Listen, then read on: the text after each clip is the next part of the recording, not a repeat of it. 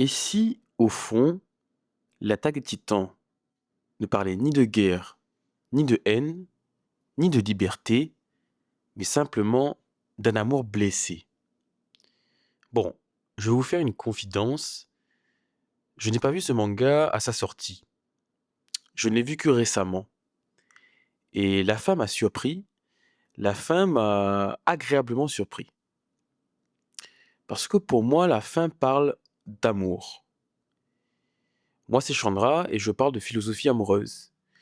Et dans ce podcast, je voulais parler d'un amour blessé qui pourrait être le dénouement de la fin de l'Attaque des Titans. Pour ceux qui n'ont pas vu ce manga, je vous le conseille vivement. Je conseille aussi vivement de ne pas écouter ce podcast pour les personnes qui ne l'ont pas vu, pour ne pas être spoilés. Cependant, pour ceux qui veulent quand même l'être, et ceux qui l'auraient déjà vu, je vous invite à rester avec moi. Alors avant tout, je vais reprendre un petit peu le résumé de la série. L'Attaque des Titans raconte l'histoire d'un monde enfermé, derrière des murs bâtis pour protéger l'humanité de créatures géantes appelées Titans. Au cœur de cette histoire, il y a Eren Yeager, un jeune garçon qui rêve de liberté après avoir vu sa mère se faire dévorer par un titan. Avec ses amis, Mikasa et Armin, il s'engage dans l'armée pour combattre ces monstres et découvrir la vérité sur le monde extérieur. Au fil du récit, les murs tombent les uns après les autres. Pas seulement les murs de pierre, mais aussi ceux de la mémoire et du mensonge. Eren découvre que les titans sont en réalité, des humains transformés et que son peuple, celui des Eldiens, est enfermé sur une île depuis des siècles, dominé par les Mars et haï par le reste du monde. Ce que Eren voulait au départ, la liberté, devient alors une obsession. Pour libérer son peuple, Eren décide de déclencher ce qu'on appelle dans la série le grand terrassement, une apocalypse où des millions de titans géants déferlent sur le monde pour tout détruire. Mais derrière cette guerre, derrière cette folie, il y a peut-être quelque chose de plus intime, un amour silencieux entre Eren et Mikasa. Et une blessure vieille de 2000 ans, celle d'Ymir, la toute première détentrice du pouvoir des titans. Deux histoires d'amour parallèles, deux femmes, deux choix. C'est à travers elles que la fin de la série prend tout son sens. Un amour si fort qui devient prison. Un amour si tragique qui traverse des millénaires de souffrance. Deux cœurs qui se répondent à travers le temps. Deux âmes que tout oppose, mais que la même douleur relie. Celle d'aimer quelqu'un qu'elles doivent un jour quitter. Alors, est-ce que l'attaque des titans tourne-t-il autour de ça? D'un amour blessé? J'ai envie de vous proposer, en 4 parties, le développement de cette question dans ce podcast de philosophie amoureuse. Premièrement, j'aimerais parler d'Ymir avec un amour qui enchaîne. Ensuite, j'aimerais parler de Mikasa avec son contraire, l'amour qui délivre. J'aborderai ensuite une troisième partie où j'aborderai l'amour impossible entre Eren et Mikasa. Et enfin, je ferai une partie de conclusion où je parlerai de l'amour, la liberté et la fin du monde. Alors, pour commencer, je vais vous parler d'Ymir. Ymir, c'est la première esclave. Mais elle n'est pas l'esclave d'un cachot, pas l'esclave d'une chaîne, ni même du pouvoir du roi, Fritz. Elle est l'esclave d'un amour qu'elle ne comprend pas. Dans l'épisode 21 de la saison 4, on apprend un peu plus sur le passé d'Ymir. Après qu'un individu ait laissé échapper les cochons du village, le roi Fritz demande à un groupe d'esclaves qui a laissé échapper ces fameux cochons, sous la menace de leur crever un œil, si personne ne se dénonçait. Après cela, le groupe désigne lâchement Ymir pour la punir. Ymir, encore enfant, sera traquée, offerte comme une proie. Elle fuit, se cache, trébuche et tombe dans un monde souterrain où l'inconcevable l'a choisie. une force primordiale vient s'agripper à son corps, le pouvoir des titans. Quand elle remonte, le monde devrait changer pour elle, elle, détentrice du pouvoir originel des titans. Mais c'est elle qu'on change en outil. Le roi Fritz voit son potentiel, le prend et l'utilise. Et pour la remercier, il décide de lui offrir grossièrement sa semence. Ymir devient son arme, son sol qui tremble, sa muraille vivante, son empire en marche. Elle construit des routes, abat des murs, écrase des peuples, au nom d'un homme qui ne la regardera jamais autrement que comme un instrument. Le roi Fritz ne l'aime pas. Il l'emploie, il jouit de son pouvoir comme on jouit d'une terre conquise. Il lui donne des ordres, il lui donne des enfants, Maria, Rose, Sina. Non par tendresse, mais pour pérenniser la dynastie de puissance. Et un jour, où une simple lance, vient transpercer Ymir, qui s'interpose pour protéger le roi, il ne pleure pas, il commande. Il ordonne à ses filles de dévorer la mer pour perpétuer le pouvoir par la chair, d'entretenir l'empire par la consommation du corps aimé. Alors pourquoi, me direz-vous, Ymir, pourtant capable de terrasser non pas une ville, mais le monde entier, ne se rebelle pas contre le roi Fritz? Car Ymir l'aime, incapable d'agir, même face à la brutalité sans cœur du roi Fritz, qui instrumentalise l'amour d'une esclave jusqu'à organiser sa profanation. Entendons bien que cet amour qu'Ymir ressent n'est pas réciproque. Non, c'est une captation. C'est l'idole qui exige des sacrifices et ne rend rien. C'est l'amour servile, quand aimer devient obéir à sa propre disparition. Même après sa mort, Ymir ne part pas. Elle reste, dans ce lieu de sable et de mémoire où tout se fabrique, les chemins. Elle modèle des corps de titans, répond à des injonctions qui n'existent plus, rejoue l'ordre du roi, rejoue son absence de choix. Pendant 2000 ans, elle attend.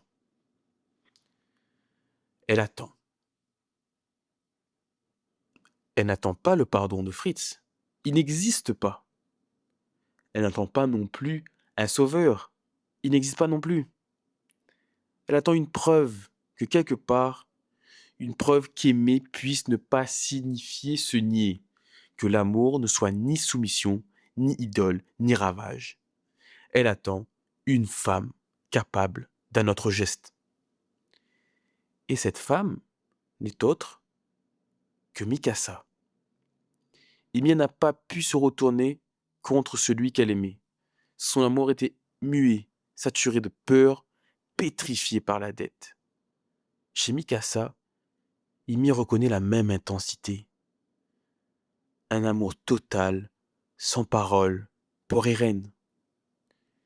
Mais Ymir espère autre chose, que cet amour-là sache choisir, qu'il puisse dire oui à la vie, même si, surtout si, cela exige de dire non à l'être aimé. Ymir pose sur Mikasa un pari. Feras-tu ce que j'ai pas su faire? Pourras-tu aimer sans te renier?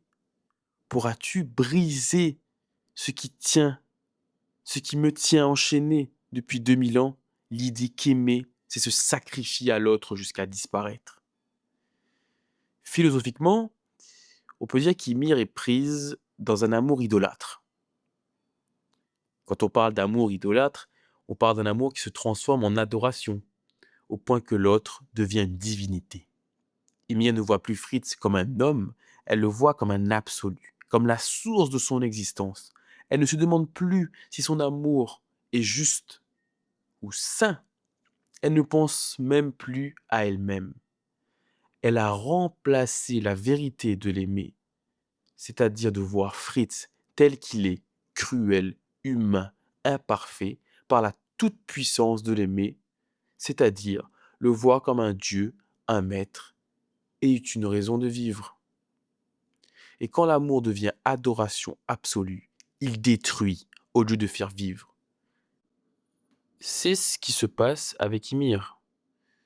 Son amour alimente un système de domination. Au lieu de créer la vie, il prolonge la souffrance et la mort. L'amour qui exige la dévalorisation du corps aimé après sa mort est là la dernière preuve que tout cela n'a jamais été amour. C'est une image symbolique. Le roi Fritz pousse ses filles à manger Ymir littéralement. C'est la forme la plus extrême de possession. Même morte, elle ne peut pas leur échapper. Le pouvoir de Fritz se nourrit du corps et de l'amour d'Ymir. Ymir ne manquait pas d'amour. Elle aimait énormément. Mais elle manquait de liberté dans l'amour. De liberté dans cet amour-là. Et Ymir ne trouve pas la paix. Car, manquant de liberté dans cet amour, elle cherche une preuve que cette liberté existe. Que cette liberté existe avec la même intensité d'amour qu'elle ressent. Mikasa, elle, aime Eren avec la même intensité qu'Ymir aimait le roi Fritz. C'est un amour total, instinctif, sans mots. Depuis l'enfance, elle aime sans jamais oser le dire et pourtant, tout en elle le trahit. Son regard, sa manière de se déplacer entre lui et la mort, elle le protège constamment. Dans son silence quand il part, son obéissance quand il lui ordonne de fuir. Mikasa n'est pas une femme qui part de l'amour, elle est l'amour contenu dans la pudeur. Mais cet amour-là aussi devient une forme de prison, car elle ne vit plus pour elle-même, elle vit pour lui. Elle tue pour lui, elle se sacrifie pour lui. Tout son monde intérieur tourne autour de lui, de sa colère, de ses blessures, de sa quête de liberté. Elle existe à travers Eren, comme Ymir existait à travers Fritz. Et c'est là toute la tragédie. Dans le fond, Mikasa et Ymir sont deux miroirs. Même Eren voyant l'avenir et sachant que le dénouement se fera sur le choix de Mikasa de se libérer ou non de lui, il l'insulte dans l'épisode 14 de la saison 4. Eren devient le bourreau de cet amour pour pousser Mikasa à s'en défaire. Mais rien ne peut défaire cet amour-là. Mikasa l'aime toujours, même si Eren fait preuve de violence contre elle, et même de violence physique contre leur ami commun, Armin. Ce sont deux femmes dévorées par le même amour, deux cœurs loyaux jusqu'à l'effacement. Mais à la fin, Mikasa fait ce qu'Ymir n'a pas su faire. Elle regarde celui qu'elle aime et elle choisit de le tuer. Pas par haine, pas pour se venger, mais pour libérer. En un seul geste, Mikasa met fin à 2 millénaires de servitude. Elle ferme la boucle ouverte par Ymir. Parce qu'elle lui prouve qu'il est possible d'aimer et d'agir malgré cet amour. D'aimer sans se perdre. C'est ce qu'Ymir cherchait depuis 2000 ans. Non pas une nouvelle esclave de l'amour, mais une femme capable de briser le cycle. Et surtout, sans cesser d'aimer. Ymir, depuis son monde de sable et de souvenirs, regarde Mikasa agir. Et à cet instant, elle comprend. Elle comprend que l'amour n'est pas l'obéissance, que l'amour n'est pas la servitude, mais le choix conscient d'aimer même quand il faut renoncer. Mikasa devient alors le symbole de cet amour nouveau. Un amour lucide, courageux, déchirant, mais libre. En elle, Ymir trouve enfin la paix, parce qu'elle découvre, à travers Mikasa, qu'aimer ne signifie pas être esclave. L'amour, quand il est vrai, ne garde pas l'autre prisonnier. Il le libère, même si cela signifie le perdre. C'est ça la beauté tragique du geste de Mikasa. Elle tue celui qu'elle aime pour qu'il cesse de souffrir, pour qu'il cesse de détruire, pour que le monde puisse enfin respirer. Et dans ce mouvement, elle libère aussi Ymir, qui peut enfin cesser d'attendre. Dans l'épisode 28 de la saison 4, au-dessus d'une colline, devant un village du peuple du petit garçon du marché, Eren demande à Mikasa: pourquoi tu fais tout ça? Pour quelle raison tu te préoccupes autant de moi? Il ne cherche pas une réponse rationnelle. Il continue en posant en plus cette fameuse question: je suis quoi exactement pour toi? Eren recherche une preuve d'amour, peut-être un aveu qu'il ne recevra jamais. Mikasa hésite, gênée. Elle n'ose rien dire. Et pourtant, dans ce silence, tout est déjà décidé. Elle décide finalement de lui dire qu'il est sa famille, avant d'être interrompue par un monsieur du village qui les invite par hospitalité. Peut-être qu'Eren aurait aimé entendre plus. Peut-être aurait-il aimé entendre son amour réciproque. Eren s'en va, après cette soirée avec ses amis, persuadé qu'il doit détruire le monde pour protéger ce qu'il aime. Il confond l'amour avec la mission. Il confond la liberté avec la fuite. Mikasa, elle, reste. Et elle se demande, est-ce que tout aurait été différent si elle avait eu le courage de lui dire autre chose? Si elle avait eu le courage de lui avouer ses sentiments? C'est l'une des plus belles questions de la série, parce qu'elle nous renvoie à nous-mêmes. Combien de fois avons-nous perdu quelqu'un simplement parce qu'on n'a pas su lui dire qu'on l'aimait? Combien d'histoires finissent en guerre simplement parce qu'un mot d'amour n'a pas été prononcé? Eren et Mikasa représentent les deux pôles de l'amour, la possession et le renoncement. Eren aime en voulant retenir, Mikasa aime en acceptant de laisser partir. Et c'est là que la série atteint sa vérité. Ce n'est pas la liberté qui sauve le monde, c'est l'amour libéré. La guerre, les titans, les murs, tout ça n'était qu'un décor pour raconter cette métamorphose. Ymir a aimé jusqu'à la servitude, Mikasa a aimé jusqu'à la délivrance, Eren a aimé jusqu'à la destruction. 3 amours, 3 façons de se perdre, 3 leçons sur ce que l'amour peut faire à l'âme humaine. La fin de l'attaque des titans, c'est la fin du monde, mais c'est aussi la guérison d'un amour ancien. Ymir retrouve la paix parce que Mikasa a trouvé le courage. Et nous, spectateurs, nous comprenons que derrière chaque guerre, chaque mur, chaque haine, il y a toujours la trace d'un cœur blessé. Eren n'était pas un monstre, c'était un amoureux, incapable d'exprimer son amour autrement que par le chaos. Mikasa, elle, devient la rédemption de ce chaos. En tuant celui qu'elle aime, elle accomplit le geste le plus pur qui soit. Aimer assez pour mettre fin à la souffrance. Parce qu'au fond, la fin de l'attaque des titans n'est pas la fin d'une guerre, c'est la fin d'un amour blessé.